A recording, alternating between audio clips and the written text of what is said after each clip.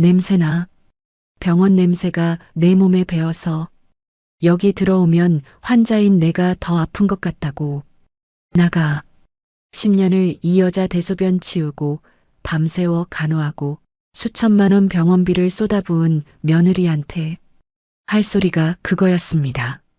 그것도 모자라 처음 보는 젊은 여자 손을 붙잡고 진짜 며느리가 왔다며 웃고 있었죠. 아, 근데요. 그 진짜 며느리라는 여자가 억대 빚에 쫓기는 사기 전과자라는 걸 이 사람들은 까맣게 모르고 있었습니다. 이것뿐만일까요? 더 소름 끼치고 뒷목 잡을 만한 이야기가 많습니다. 지금 바로 들려드릴게요. 안녕하세요, 시청자 여러분. 자, 그럼 병원비 카드 한 장으로 시댁을 발칵 뒤집어 놓은 백강희 씨의 사연 지금 바로 시작합니다. 중환자실 복도의 형광등 불빛이 제 눈을 찔렀습니다. 꼬박 이틀을 시어머니 곁에서 뜬 눈으로 지새우고 새벽 첫 버스를 타고 집에 돌아왔죠. 버스 안에서도 잠이 들까봐 손잡이를 꽉 쥐고 서 있었습니다. 시어머니의 링거를 갈아달라고 간호사를 부르고 새벽마다 체온을 재고 대소변을 받아내던 이틀이 온몸에 납처럼 쌓여 있었습니다. 현관문을 열자마자 거실 테이블 위에 놓인 서류 봉투가 눈에 들어왔습니다. 태경이 소파에 앉아 다리를 꼬고 저를 기다리고 있었습니다. 텔레비전은 켜져 있었지만 소리는 꺼져 있었고 태경의 표정은 무언가를 오래 준비한 사람의 얼굴이었습니다. 뭐야, 이 서류. 태경이 리모컨을 테이블 위에 던지며 입을 열었습니다. 읽어보면 알잖아. 이혼 서류야. 저는 봉투를 집어들었습니다. 손끝이 떨렸지만 내색하지 않았습니다. 협의 이혼 의사 확인 신청서, 재산 분할 포기 각서, 위자료 청구 포기 동의서, 3장의 종이가 빈틈없이 준비되어 있었습니다. 서류 하단에는 제가 도장을 찍을 자리에 빨간 화살표 스티커까지 붙어 있었죠. 태경아, 지금 무슨 소리를 하는 거야? 어머니가 중환자실에 계시는데. 그러니까 빨리 도장 찍고 나가라고. 엄마 병원비는 내가 알아서 할 테니까 내가 신경 쓸 일 아니야. 태경이 자리에서 벌떡 일어나 제 앞으로 성큼 다가왔습니다. 이틀간 병원에서 잠을 못 자 부은 제 얼굴을 위에서 내려다보며 코웃음을 쳤습니다. 제 몸에서 나는 소독약 냄새를 맡았는지 코를 찡그리기까지 했습니다. 솔직히 말할게. 나 이 결혼 진작에 끝내고 싶었어. 너랑 사니까 내가 점점 찌질해지더라고. 내가 이직을 몇 번을 하든 뭘 하든 내가 옆에서 한숨을 쉬니까 내가 무능해진 거야. 내가 언제 한숨을 쉬었어. 10년 동안 내 월급이 끊겨도 한마디 안 했잖아. 그 꼴이 더 짜증났다고. 말을 안 하니까 더 비참해지는 거 몰라? 내가 묵묵히 돈 벌어오는 게 나한테는 매일 조롱당하는 거랑 똑같았어. 태경이 제 어깨를 밀쳤습니다. 저는 뒤로 비틀거리며 신발장에 등을 부딪혔습니다. 신발장 위에 놓여있던 액자가 바닥에 떨어져 유리가 깨졌습니다. 결혼식 날 찍은 사진이었죠. 위자료, 재산 분할 이런 거 생각하지 마. 줄 돈 없어. 이 집 가전제품도 다 내 명이니까 손대지 말고. 내 월급으로 산 냉장고, 세탁기, 에어컨 전부 내 거라고. 내 집에 있으면 내 거지. 뭐가 문제야? 태경이 현관 쪽으로 고개를 까딱했습니다. 짐 싸. 지금 당장. 저는 태경의 눈을 똑바로 들여다봤습니다. 10년을 함께 산 남자의 눈에 미안함이라곤 한 톨도 보이지 않았습니다. 오히려 빨리 끝내자는 조급함만이 가득 차 있었죠. 마치 오래 참아온 일을 드디어 해치우는 사람의 눈빛이었습니다. 상황을 파악해야 했습니다. 저는 가방을 다시 집어들고 현관을 나섰습니다. 시어머니가 입원해 계신 대학병원으로 택시를 잡았습니다.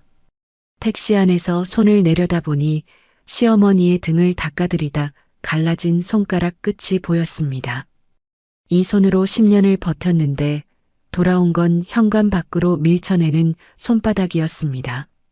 VIP 병실 문을 열자 미란 어머니는 침대에 반쯤 몸을 일으킨 채 텔레비전을 보고 계셨습니다. 중환자실에서 일반 병실로 옮긴 지 겨우 하루밖에 안 됐는데 얼굴에 혈색이 돌아 있었습니다. 침대 옆 탁자에는 제가 어제 깎아놓고 간 사과가 그대로 놓여 있었습니다. 어머니, 태경이가 갑자기 이혼 서류를 내밀었어요. 무슨 일인지 혹시 아세요? 미란 어머니가 리모컨으로 텔레비전을 끄며 저를 쳐다봤습니다. 알지. 내가 그러라고 했으니까. 네. 강희야, 솔직히 말할게. 너 고맙긴 했어. 근데 태경이가 너한테 눌려 사는 꼴을 엄마가 더는 못 보겠더라고. 돈 잘 버는 마누라 밑에서 기죽어 사니까 우리 아들이 사람이 쪼그라든 거야. 저는 침대 옆 의자에 주저앉았습니다. 이틀 밤을 꼬박 새우며 이 사람의 대소변을 치우고 등을 닦아드리고 간호사를 부르며 뜬 눈으로 지켰습니다. 그 손에서 아직 소독약 냄새가 가시지도 않았는데 어머니, 저는 10년을 이 병원에서 그래, 고마웠어. 근데 이제 그만해. 냄새나. 병원 냄새가 내 몸에 배어서 여기 들어오면 환자인 내가 더 아픈 것 같다고. 미란 어머니가 손을 내저으며 고개를 돌렸습니다. 마치 파리를 쫓듯이 손가락 끝 하나 힘주지 않고 저를 밀어냈습니다. 나가.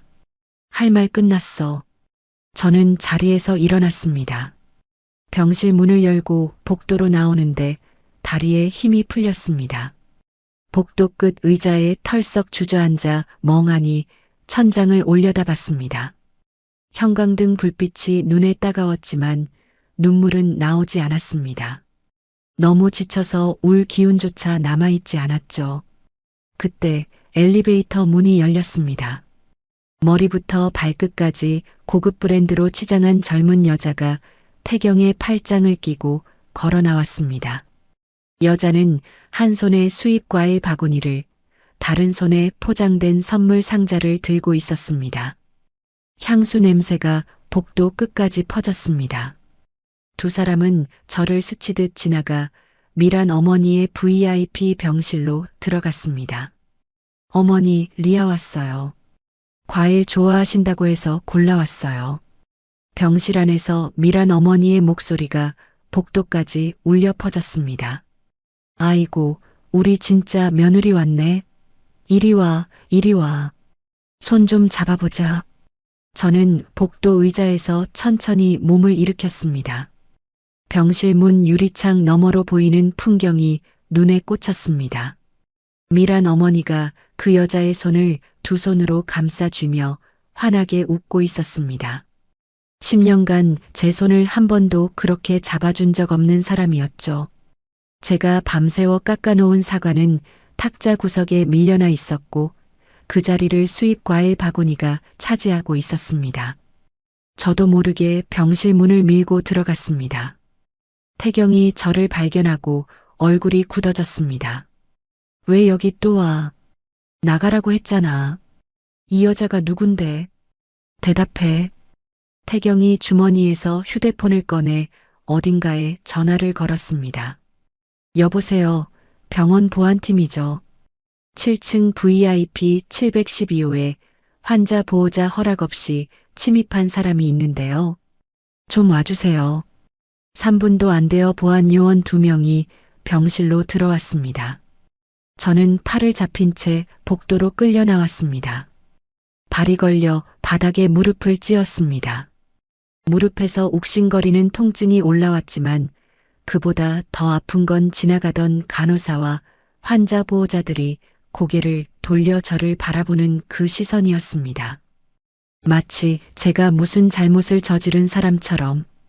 병실 안에서 미란 어머니의 웃음소리가 새어나왔습니다. 그날 저녁 집에 돌아가니 현관 비밀번호가 바뀌어 있었습니다. 번호를 누를 때마다 빨간불이 깜빡였습니다. 경찰에 동행을 요청해서야 겨우 문을 열 수 있었습니다. 경찰관이 옆에 서 있는 상황에서도 태경은 소파에 앉은 채 일어나지도 않았습니다. 저는 옷까지 몇 벌만 캐리어에 쑤셔 넣고 그 집을 나왔습니다. 10년을 살았던 집인데 제가 가져갈 수 있는 건 캐리어 하나뿐이었습니다. 분노가 목구멍까지 차올랐지만 저는 이를 악물었습니다. 이 굴레에서 합법적으로 벗어나는 것이 먼저였습니다. 저는 이혼에 동의했고 한 달간의 숙려기간을 거쳐 가정법원에서 최종 확인서에 도장을 찍었습니다. 법원을 나서는 태경의 뒷모습을 저는 유리문 너머로 지켜봤습니다. 태경은 법원 정문을 나서자마자 택시를 잡아타고 어딘가로 향했습니다. 나중에 알게 됐죠. 태경이 곧장 구청으로 달려가 미리 작성해둔 홍리아와의 혼인신고서를 창구에 제출했다는 사실을. 이혼 신고가 된 지 일주일이 지났습니다. 저는 원룸 월세방에서 노트북을 펼치고 은행 앱에 접속했습니다. 시어머니 병원비 비상금으로 모아두었던 적금 통장을 확인하려는 순간 화면에 뜬 숫자가 눈을 의심하게 만들었습니다. 잔액 0원. 해지일은 이혼 확정 이틀 뒤. 인출자 명의는 차태경. 공동명의 계좌였기에 법적으로는 막을 수 없었습니다.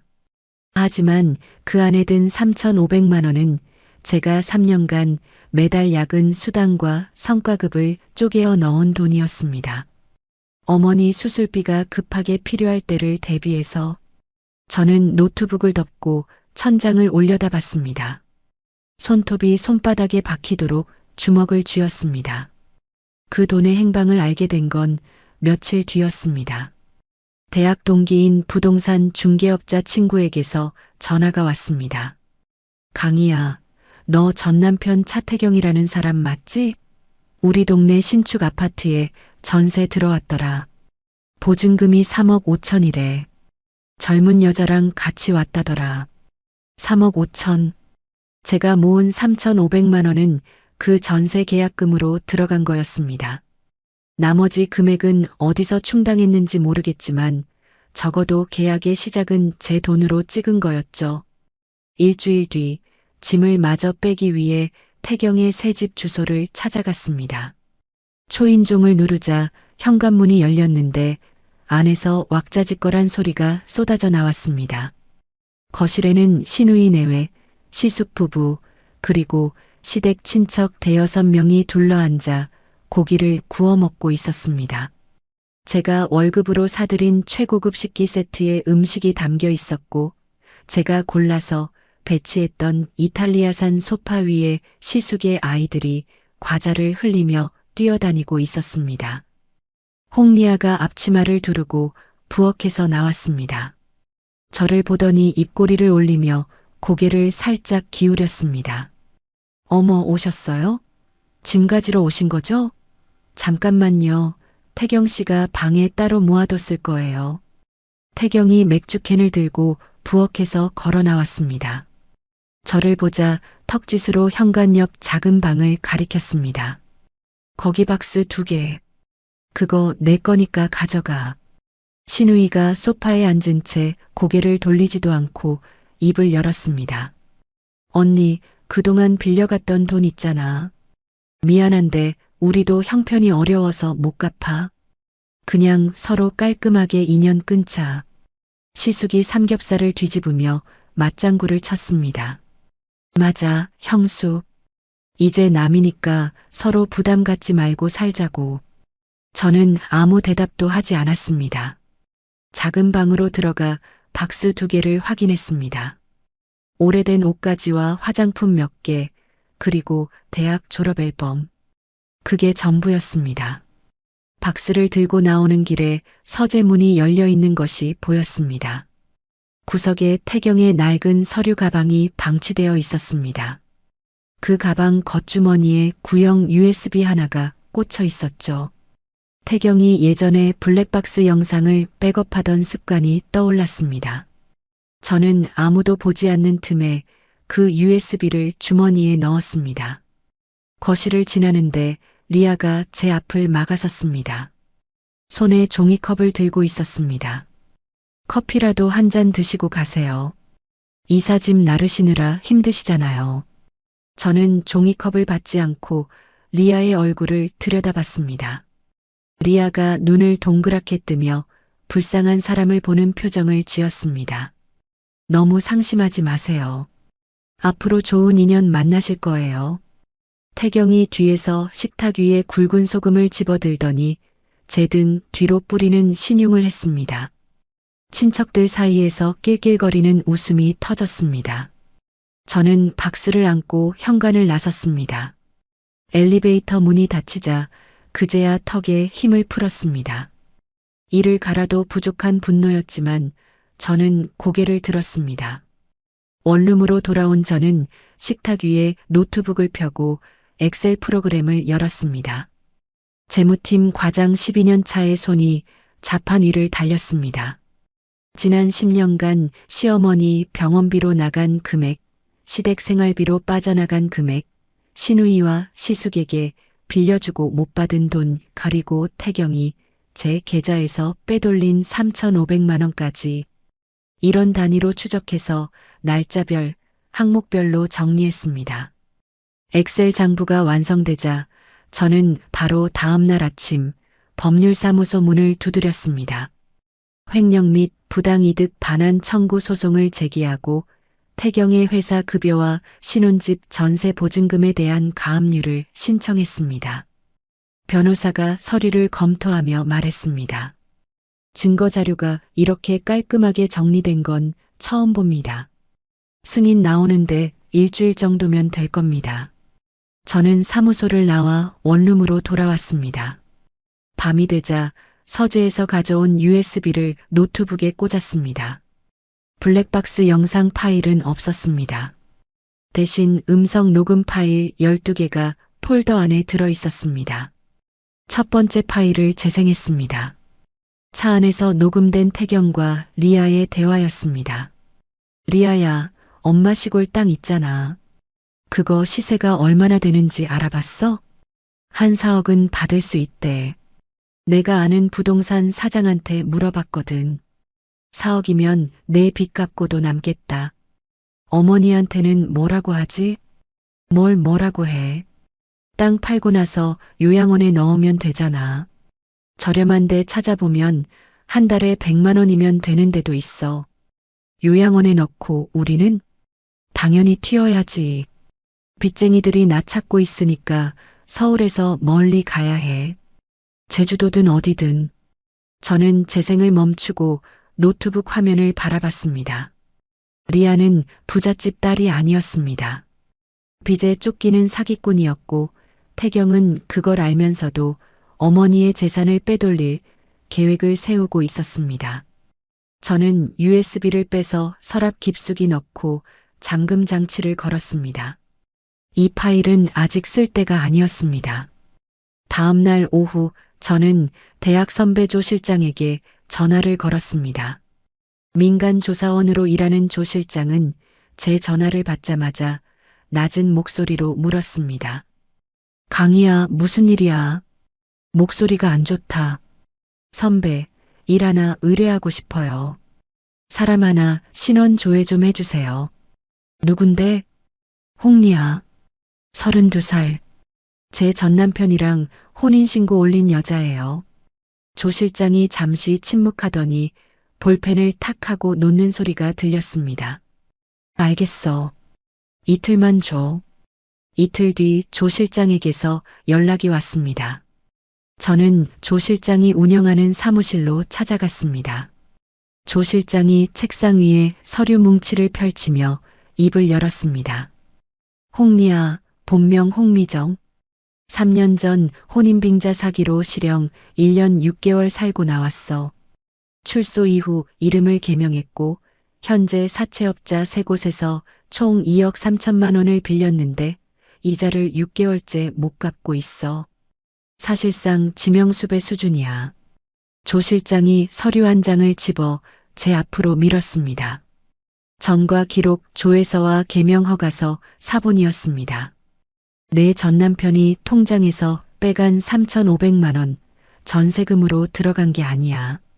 내가 확인해 봤는데 그중 2,800만 원이 사채업자 이자 갚는데 들어갔어. 저는 서류를 내려다보며 입술을 깨물었습니다. 제가 밤잠을 설쳐가며 모은 비상금이 빚쟁이 이자로 흘러들어간 겁니다. 선배, 부탁이 하나 더 있어요. 말해. 이 사람들 동선을 좀 추적해 주세요. 며칠 안에 큰 움직임이 있을 거예요. 조 실장이 팔짱을 끼며 고개를 끄덕였습니다.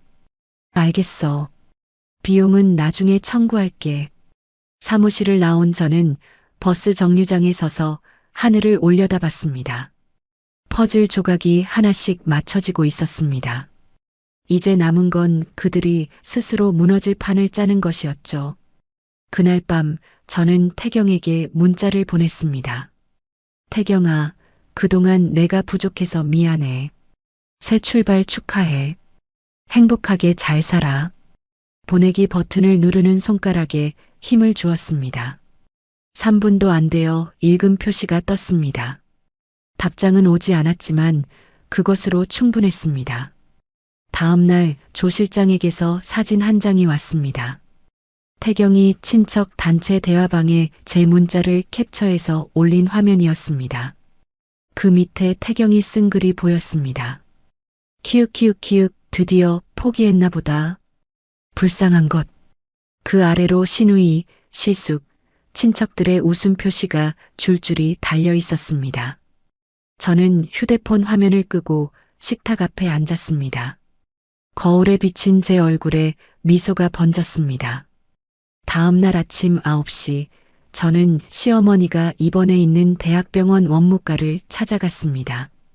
창구 직원에게 신분증을 내밀며 말했습니다.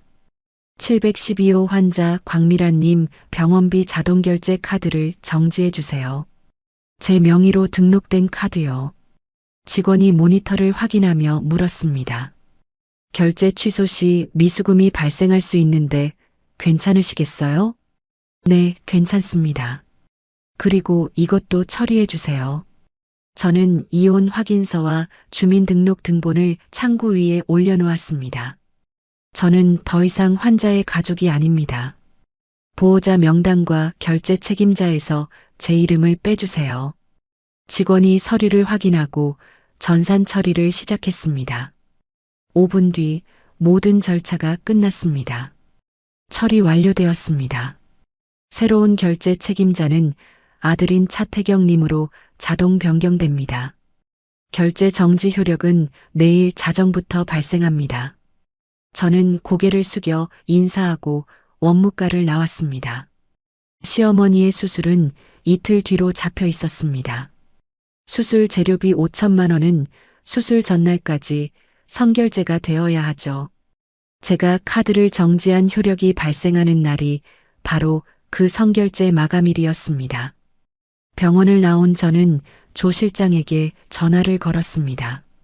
선배, 리아한테 돈을 빌려준 사채업자들 연락처 알아낼 수 있어요? 어렵지 않아. 왜? 제가 쓸 데가 있어요. 그날 저녁 저는 편의점에서 산 선불폰으로 사채업자에게 문자를 보냈습니다. 홍미정이 부자 남편 만나서 대학병원 VIP 병실에서 파티 열고 다닙니다. 병원 이름은 한강대학병원 7층 712호입니다. 문자를 보내고 선불폰의 전원을 껐습니다. 저는 원룸 책상 위에 놓인 엑셀 장부와 법원 접수증, 그리고 USB를 차례로 바라봤습니다. 일주일 전 신청한 가압류 결정문이 태경의 회사에 도착할 날짜를 달력에서 손가락으로 짚었습니다. 수술 전날 그 다음 날이었습니다. 모든 타이밍이 하루 간격으로 맞물려 있었죠. 저는 달력을 내려놓고 의자에 깊숙이 등을 기댔습니다. 10년간 참아온 무게가 어깨에서 서서히 내려오는 느낌이었습니다. 이제 남은 건 기다리는 일뿐이었습니다. 시어머니 수술 전날이 밝았습니다. 미란 어머니의 VIP 병실에는 아침부터 사람들이 몰려들었습니다. 조 실장이 병원 로비에서 찍어 보내준 사진 속에는 태경과 리아, 신우이 내외, 시숙 부부 그리고 시댁 친척 너댓 명이 꽃다발과 과일 바구니를 들고 엘리베이터에 타는 모습이 담겨 있었습니다. 저는 병원 건너편 카페 2층 창가 자리에 앉아 아메리카노를 주문했습니다. 휴대폰을 테이블 위에 올려놓고 조 실장이 보내주는 사진을 하나씩 확인했습니다. VIP 병실 안에서는 잔치가 벌어지고 있었습니다. 고급 케이터링 도시락이 테이블 위에 쌓여 있었고 리아가 가져온 커다란 케이크 상자가 침대 옆 탁자를 차지하고 있었습니다. 병실 창문으로 햇살이 들어와 풍선 장식에 반짝이는 것까지 사진에 찍혀 있었습니다. 미란 어머니가 침대에서 몸을 일으키며 리아의 손을 잡았습니다. 리아야, 이 가방 진짜 예쁘다. 이거 얼마짜리야? 리아가 미란 어머니의 무릎 위에 놓인 핸드백을 쓰다듬으며 웃었습니다. 어머니, 그건 제가 드리는 거예요. 수술 끝나고 퇴원하시면 들고 다니세요. 아이고, 우리 며느리. 전에 그녀는 10년 동안 손수건 하나 안 사줬는데 신우이가 포도를 까먹으며 맞장구를 쳤습니다. 엄마, 이제 그 사람 얘기 그만해. 리아 씨 기분 나쁘잖아. 시숙이 케이터링 도시락 뚜껑을 열며 끼어들었습니다. 그러게. 형수가 돈 벌어온 건 인정하는데 사람이 너무 재미가 없었잖아. 리아 씨는 분위기가 화사하니까 좋다. 태경이 맥주캔을 따며 어깨를 으쓱했습니다. 내일 수술만 잘 끝나면 되지. 엄마, 걱정 마. 돈은 알아서 다 처리해 놨으니까. 미란 어머니가 흐뭇한 표정으로 고개를 끄덕였습니다. 그래, 우리 아들.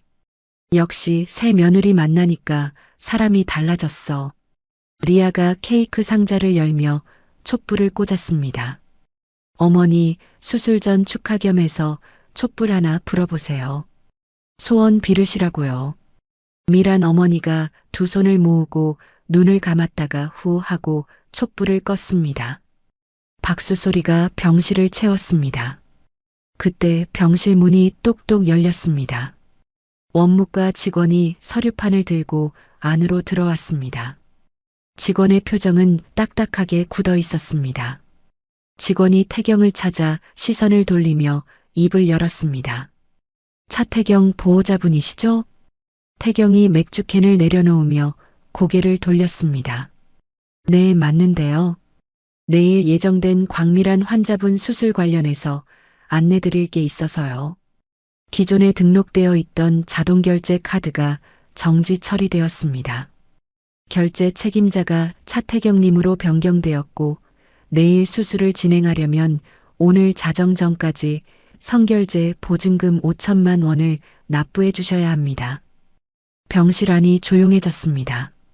신우이가 손에 들고 있던 포도를 접시에 내려놓았습니다.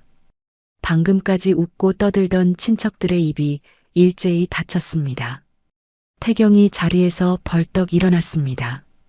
5천만 원이요? 갑자기 왜 카드가 정지된 거예요?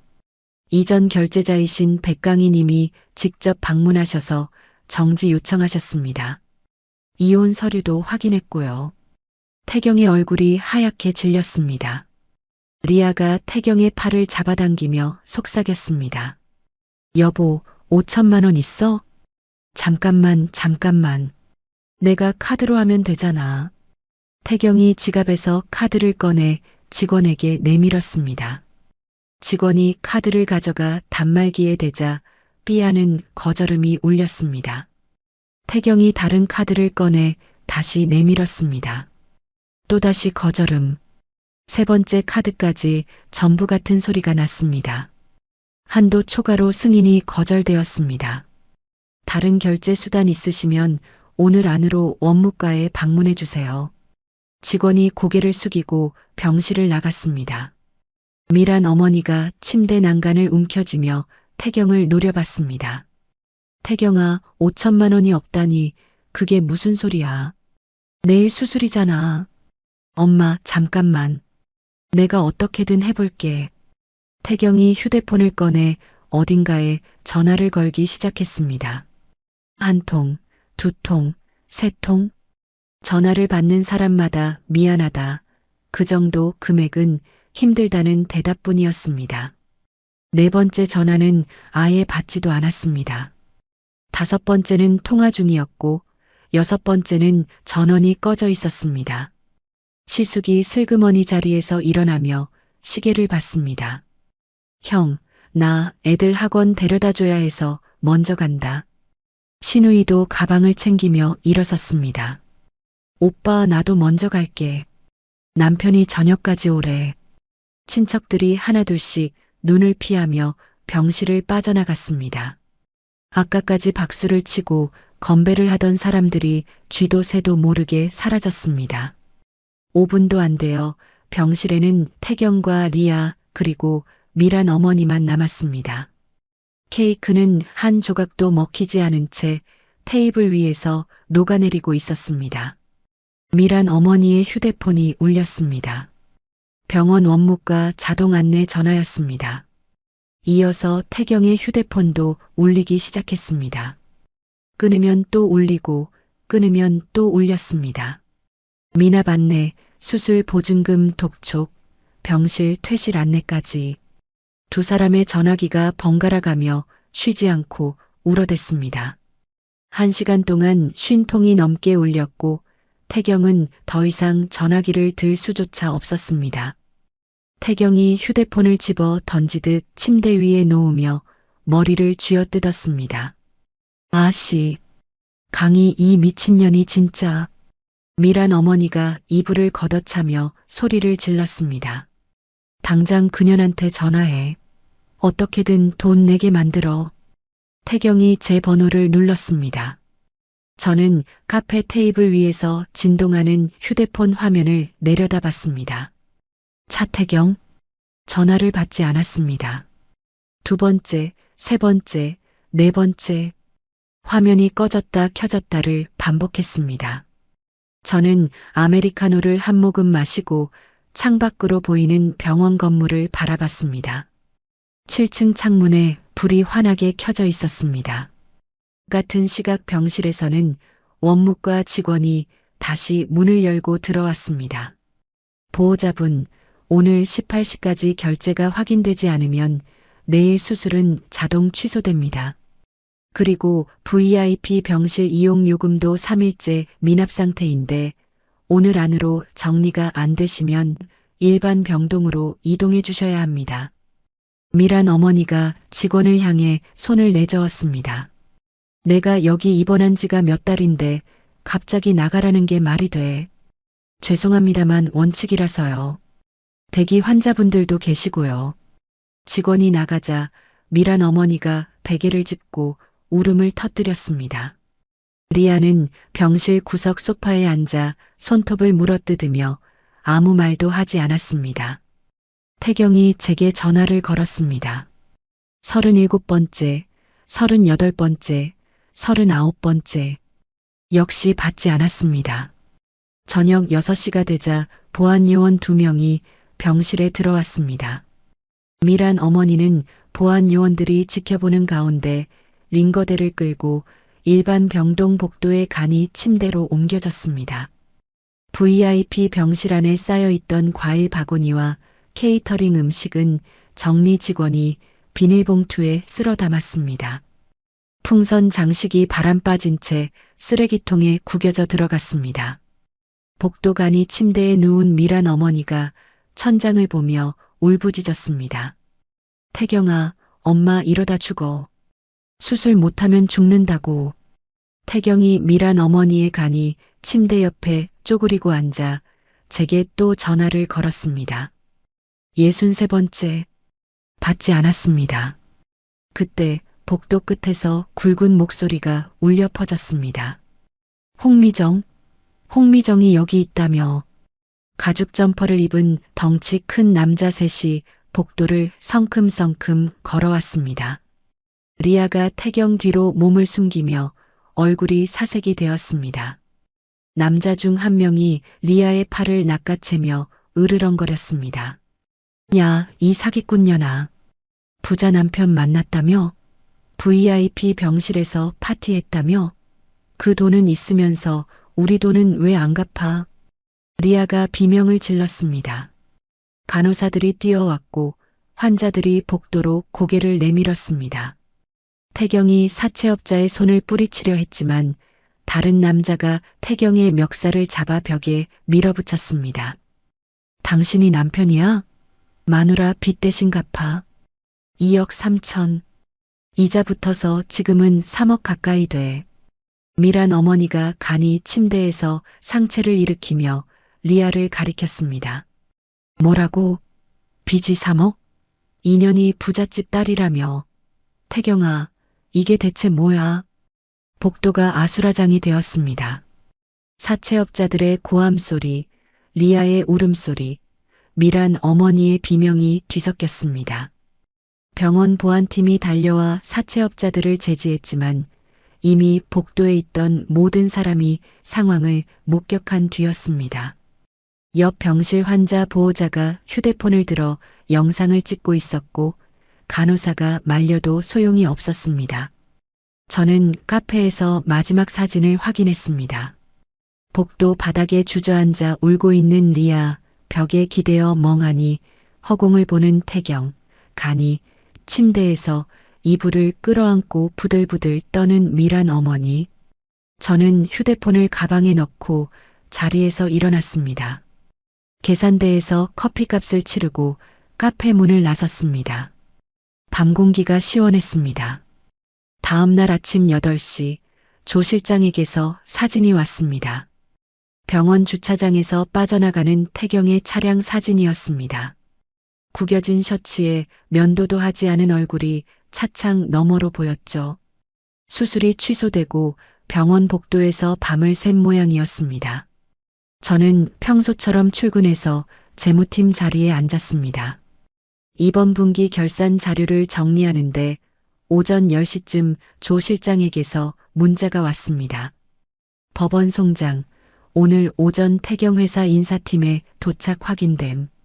저는 문자를 읽고 휴대폰을 서랍에 넣었습니다. 그리고 아무 일도 없었다는 듯이 업무를 계속했습니다. 조 실장이 점심때쯤 다시 연락을 해왔습니다. 태경 회사에 아는 사람이 있어서 내부 상황을 전해들었다고 했습니다.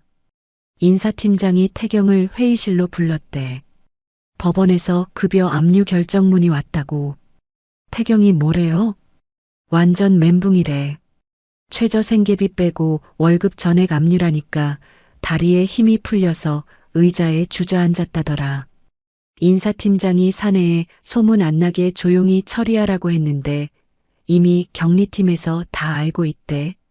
저는 수화기를 내려놓으며 창밖을 바라봤습니다. 오후에는 더 큰 소식이 전해졌습니다. 조 실장이 보내온 문자였습니다. 태경, 팀장 면담 30분 받음. 승진 심사 누락, 주요 프로젝트 제외. 서류 정리 업무로 보직 변경됨. 사내에 퍼진 소문의 내용도 덧붙여 있었습니다.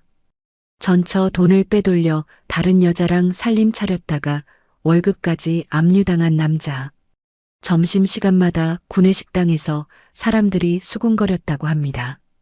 같은 시각 신혼집에서는 리아가 다른 종류의 지옥을 겪고 있었습니다. 전세 보증금 역시 가압류 결정이 내려져 은행에서 한 푼도 뺐을 수 없게 된 상태였죠. 조 실장이 파악한 바로는 리아의 휴대폰에 사채업자들의 협박 문자가 쉴 새 없이 쏟아지고 있었습니다. 내일까지 이자 500 안 들어오면 알지? 남편이라는 놈한테도 찾아갈 거야. 도망가면 끝까지 쫓아간다. 저녁 7시 조 실장에게서 사진이 한 장 더 왔습니다. 서울 외곽의 한적한 공원 주차장에서 태경과 리아가 차 안에서 싸우고 있는 모습이었습니다. 차 창문이 열려 있어 조 실장이 멀찍이서 음성도 녹음해 보내줬습니다. 너 때문이잖아. 부잣집 딸이라며. 빚이 3억이 뭐야. 태경이 운전대를 두 주먹으로 내리쳤습니다. 나한테 따지지 마. 당신이 먼저 나한테 접근한 거잖아. 통장에 3,500 있다고 자랑한 게 누군데? 리아가 조수석 등받이를 발로 차며 소리를 질렀습니다. 그 돈은 다 이자 갚는 데 들어갔어. 지금 나한테 한 푼도 없다고. 나도 없어. 월급도 압류됐고 전세금도 묶였어. 어떻게 하라고. 두 사람이 한참을 고함을 지르다가 잠시 침묵이 흘렀습니다. 리아가 먼저 입을 열었습니다. 방법 하나 있어. 뭔데? 어머니 시골 땅. 그거 팔면 돼. 급하게 내놓으면 반값이라도 현금으로 받을 수 있어. 태경이 운전대에 이마를 기대며 한숨을 내쉬었습니다. 엄마가 줄 리가 없잖아. 주는 게 아니라 가져오는 거지. 어머니 가방에 신분증이랑 땅 문서 있잖아. 병원에 누워 계시니까 몰래 빼오면 돼. 그건 진짜 지금 이 상황에서 고르고 있을 때야. 사채업자들이 내일 또 올 거라고. 이번엔 당신 회사로 찾아간대. 태경이 고개를 들었습니다. 한참을 망설이더니 시동키를 돌렸습니다. 그날 밤 조 실장이 보내온 사진 속에서 두 사람은 병원으로 돌아갔습니다. 일반 병동 복도간이 침대에서 잠든 미란 어머니의 머리맡 가방을 뒤지는 모습이 찍혀 있었습니다. 신분증과 땅 문서를 꺼내 가방 지퍼를 다시 닫는 장면까지. 미란 어머니는 진통제를 맞고 깊이 잠들어 있어 아무것도 눈치채지 못했습니다. 다음 날 오전 9시 조 실장의 문자가 왔습니다. 두 사람 구청 주민센터 도착. 창구에서 서류 발급 중. 미란 어머니의 신분증으로 위임장을 꾸미고 인감증명서를 발급받고 있는 겁니다. 20분 뒤 다시 문자가 왔습니다. 서류 수령 완료. 차 타고 중개소 방향으로 이동 중. 저는 휴대폰을 들고 경찰서 번호를 눌렀습니다. 여보세요. 신고하려고 전화드렸습니다. 현재 지명수배 중인 사기 전과자가 타인의 인감증명서를 위조해서 부동산을 처분하려 하고 있습니다. 지금 이 순간 중개소로 향하고 있고요. 주소 알려드리겠습니다. 부동산 중개소 안은 좁았습니다. 태경이 서류 봉투에서 땅 문서와 위조한 인감증명서를 꺼내 중개인 앞에 펼쳐놓았습니다. 이 땅 금매로 내놓으려고요. 현금 결제 가능한 매수자 있으면 바로 넘기겠습니다. 중개인이 안경을 코 위로 밀어 올리며 서류를 훑었습니다. 컴퓨터로 등기부등본을 떼더니 모니터를 돌려 태경에게 보여줬습니다. 손님, 이 땅 보세요. 근저당이 한도 끝까지 잡혀 있어요. 시세가 4억이래도 실질적으로 건질 돈이 없는 땅이에요. 속된 말로 깡통이에요. 태경의 얼굴이 일그러졌습니다. 그게 무슨 소리예요? 어머니 땅인데 근저당이 왜? 근저당 설정자 이름이 백강희로 되어 있네요. 가등기도 걸려 있고 이 상태로는 매매 자체가 안 됩니다. 리아가 태경의 어깨를 잡아 돌리며 이를 드러냈습니다. 백강희? 내 전처잖아. 이거 알고 있었어? 나도 몰랐다고. 진짜 몰랐어. 몰랐다고? 처음부터 나한테 4억짜리 땅이라고 했잖아. 나를 속인 거야. 리아가 테이블 위에 놓인 태경의 차키를 낚아챘습니다. 이어서 태경의 점퍼 주머니에서 삐져나온 지갑까지 잡아 빼들었습니다. 아, 뭐 하는 거야? 나 먼저 갈 거야. 이 꼴 당하려고 당신한테 붙어 있었던 거 아니거든. 리아가 중개소 유리문을 밀치고 밖으로 뛰쳐나갔습니다. 주차장 쪽으로 전력으로 달리는 리아의 뒤를 태경이 쫓아나갔습니다. 서라고 이 사기꾼년아. 중개인이 어안이 벙벙한 얼굴로 창밖을 내다봤습니다. 저는 조 실장과 함께 중개소 맞은편 편의점 앞에 서서 그 장면을 지켜보고 있었습니다. 주차장 한가운데서 태경이 리아의 뒷덜미를 잡아챘습니다. 리아가 앞으로 고꾸라지며 아스팔트에 무릎을 찧었습니다. 리아가 비명을 지르며 몸을 뒤집더니 신고 있던 뾰족한 구두를 벗어 태경의 얼굴을 내리쳤습니다. 굽이 태경의 광대뼈를 찢었고 피가 턱을 타고 흘러내렸습니다. 태경이 리아의 손목을 비틀어 눌렀습니다. 리아가 이빨을 드러내며 태경의 팔뚝을 물었습니다. 태경이 고통에 울부짖으며 리아의 어깨를 아스팔트에 내리눌렀습니다. 두 사람의 옷이 찢어지고 무릎과 팔꿈치에서 피가 번졌습니다. 죽여버릴 거야. 내 인생 망쳐놓고. 내가 망쳤어? 내가 나한테 빚이 있으면서 숨긴 거잖아. 그때 잠복해 있던 사복 형사 4명이 사방에서 뛰어나왔습니다. 경찰이다. 움직이지 마. 한 형사가 테이저건을 꺼내 들었습니다. 태경이 리아의 목을 움켜쥔 채 고개를 돌렸습니다. 형사가 고함쳤습니다. 손 놔. 당장 손 놔. 태경이 멈칫한 사이 형사 2명이 달려들어 태경의 팔을 꺾어 바닥에 엎드리게 만들었습니다. 다른 형사가 리아의 등 뒤로 팔을 돌려 제압했습니다. 찰칵, 찰칵. 수갑이 채워지는 금속음이 주차장에 울렸습니다. 태경이 바닥에 얼굴을 붙인 채 숨을 헐떡였습니다. 리아가 머리카락이 얼굴을 덮은 채 바닥에서 발버둥쳤습니다. 형사가 리아의 신분증을 확인하며 동료에게 말했습니다. 홍미정, 기존 사기 수백 건 있고 오늘 사문서 위조 현행범. 병 앞에서 올려. 차태경은요? 사문서 위조 공범, 특수 폭행 현행범. 같이 올려. 저는 조 실장과 함께 편의점 앞에서 걸어 나와 주차장으로 향했습니다. 형사가 태경을 일으켜 세우는 순간 태경의 눈이 저를 발견했습니다. 피가 얼굴 반을 덮고 있었습니다. 태경이 수갑이 채워진 두 손을 앞으로 내밀며 제게 달려들려 했지만 형사가 어깨를 잡아막았습니다. 강희야, 강희야, 제발. 나 좀 살려줘. 다 내가 잘못했어. 한 번만, 한 번만. 태경이 무릎을 꿇었습니다. 형사의 손을 뿌리치고 바닥을 기어 제 바지가랑이를 잡았습니다. 눈물과 피가 뒤섞인 얼굴이 고개를 들어 저를 올려다봤습니다. 저는 가방에서 서류 한 장을 꺼냈습니다. 횡령 고소장 사본이었습니다.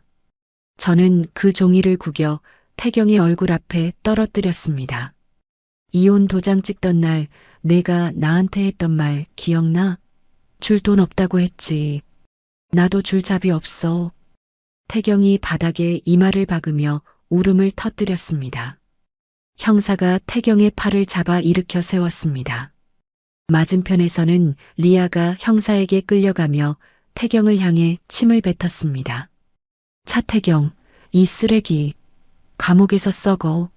내가 나한테 접근한 거잖아. 닥쳐. 내가 사기꾼인 거 내가 몰랐을 것 같아? 서로 이용한 거잖아. 두 사람이 서로를 향해 악을 쓰는 목소리가 호송차 문이 닫히며 끊겼습니다. 차가 주차장을 빠져나가는 것을 저는 팔짱을 낀 채 지켜봤습니다. 조 실장이 제 옆에서 호송차의 뒷모습을 바라보며 입을 열었습니다. 수고했어, 강희야. 선배야말로요. 정말 고마워요. 조 실장이 주머니에서 담배를 꺼내 물며 고개를 끄덕였습니다. 커피 한 잔 사줘. 그걸로 됐어. 저는 주차장을 빠져나오며 하늘을 올려다봤습니다. 5월 햇살이 눈부셨습니다. 가슴속에서 무거운 돌덩어리가 하나 빠져나간 느낌이었습니다. 체포 소식은 빠르게 퍼졌습니다. 일주일 뒤 조 실장이 구치소 수감 확인서 사본을 제게 보내왔습니다. 태경은 사문서 위조, 특수폭행, 그리고 제가 고소한 횡령 혐의까지 병합되어 재판을 기다리고 있었습니다. 태경의 회사에서는 구속 소식을 접하자마자 징계위원회를 열어 즉각 파면 처리했습니다. 퇴직금도 이미 가압류 상태였기에 태경의 손에 쥐어지는 돈은 한 푼도 없었죠. 리아 역시 과거 혼인빙자 사기 전과와 이번 사문서 위조, 부동산 사기 미수건이 합쳐져 장기 복역을 피할 수 없게 되었습니다. 조 실장이 전해준 바로는 구치소 안에서도 사채업자들이 돈을 쥐어준 수감자들에게 리아가 매일같이 괴롭힘을 당하고 있다고 했습니다. 미란 어머니의 소식도 들려왔습니다. 아들이 구속되고 새 며느리가 사기꾼이었다는 사실을 알게 된 미란 어머니는 병원 복도에서 실신했습니다. 하지만 병원 측은 장기 미납된 병원비를 이유로 더 이상 입원을 유지할 수 없다고 통보했고 미란 어머니는 강제 퇴원 처리되었습니다. 거동이 불편한 몸으로 시골 본가에 돌아간 미란 어머니는 친척들에게 전화를 돌렸습니다. 하지만 병원 VIP실에서 벌어진 사채업자 소동을 지켜본 친척들은 이미 번호를 바꾸고 연락을 끊은 뒤였습니다. 어느 날 오후 회사 로비에서 소란이 일었습니다. 안내 데스크 직원에게서 내선 전화가 왔습니다. 백강희 팀장님, 로비에 어르신 한 분이 팀장님을 찾아오셨는데요. 무릎을 꿇고 안 일어나시겠다고 하셔서요. 저는 엘리베이터를 타고 1층으로 내려갔습니다.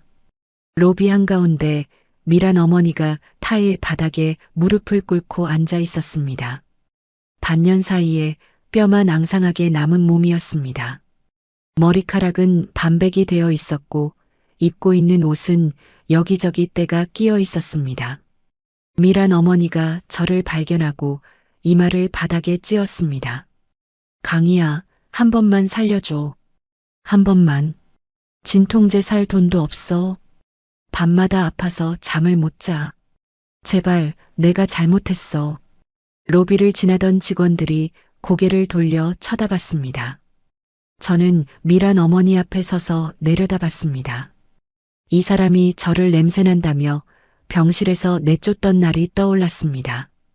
보안 요원을 불러 저를 바닥에 내동댕이 치게 만들던 그 VIP 병실의 풍경이 떠올랐습니다. 저는 뒤로 돌아서서 안내 데스크 직원에게 말했습니다. 보안팀 불러주세요. 외부인이 로비에서 소란을 피우고 있어요. 강희야, 강희야, 제발. 미란 어머니의 목소리가 등 뒤에서 울렸지만 저는 뒤돌아보지 않았습니다. 엘리베이터 문이 닫혔습니다. 민사 재판은 2달 만에 결론이 났습니다.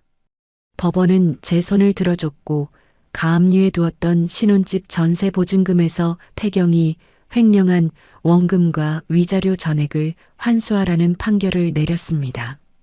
3,500만 원의 원금의 지연이자까지 합쳐 4,200만 원이 제 통장으로 돌아왔습니다. 1원도 빠짐없이. 모든 법적 절차가 끝난 날 저는 법원을 나와 근처 공원 벤치에 앉았습니다. 봄바람이 불어버 꽃잎이 무릎 위에 내려앉았습니다.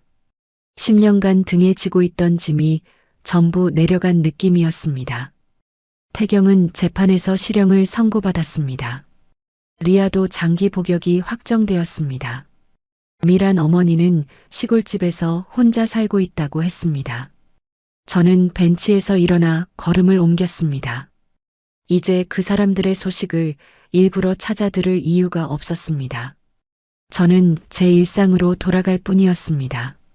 모든 재판이 끝나고 1년이 흐른 봄이었습니다. 저는 사무실 책상 위에 놓인 인사 발령장을 내려다봤습니다. 재무팀 팀장 발령. 부서장이 직접 제자리로 와서 악수를 청하며 말했습니다. 백 팀장, 지난 1년간 결산 보고서 한 번도 수정 요청 없었어. 이번 승진 만장일치였어. 감사합니다.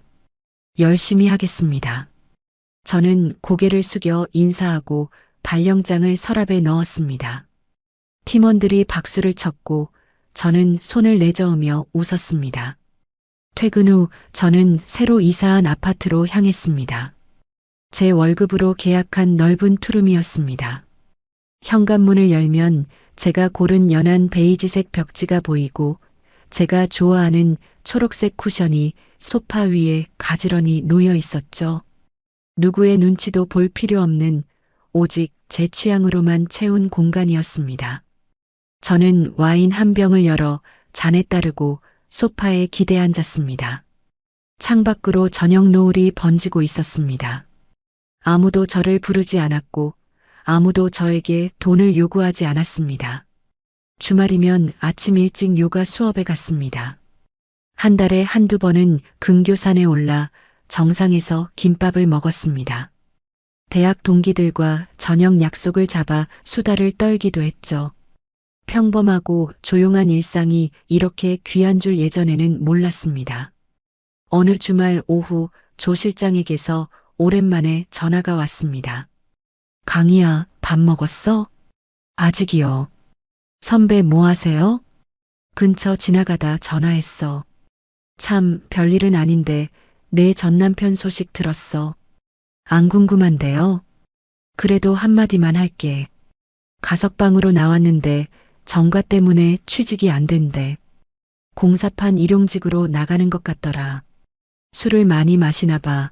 얼굴이 퉁퉁 부어 있었어. 저는 와인잔을 내려놓으며 창밖을 바라봤습니다. 그렇군요.